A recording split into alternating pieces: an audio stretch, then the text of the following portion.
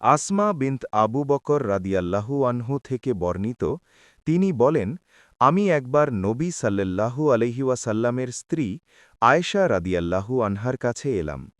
তখন সূর্যগ্রহণ লেগেছিল।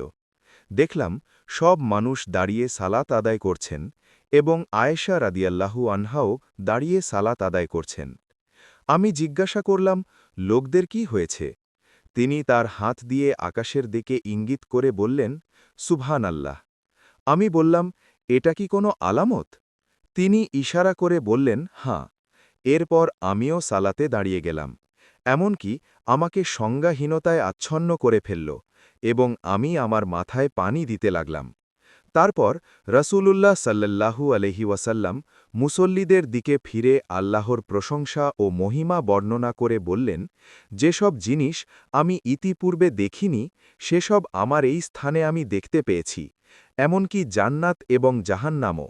আর আমার কাছে ওহী পাঠানো হয়েছে যে কবরে তোমাদের পরীক্ষা করা হবে দাজ্জালের ফিতনার ন্যায় অথবা তার কাছাকাছি।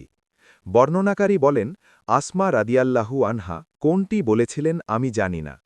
তোমাদের প্রত্যেকের কাছে ফিরিস্তা উপস্থিত হবে এবং তাকে জিজ্ঞাসা করা হবে, এই ব্যক্তি সম্পর্কে তোমার কি জ্ঞান আছে?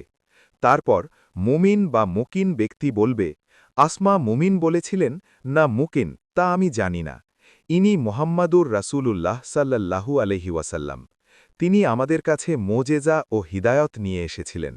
আমরা তার ডাকে সাড়া দিয়েছি, তার প্রতি ঈমান এনেছি এবং তার অনুসরণ করেছি।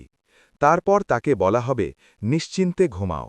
আমরা জানলাম যে তুমি মুমিন ছিলে। আর মুনাফেক বা মুরতাব বলবে, আমি জানি না। আসমায়ের কোনটি বলেছিলেন তা আমি জানি না।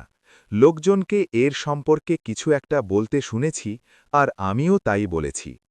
সহি বুখারী হাদিস নম্বর ১৮৪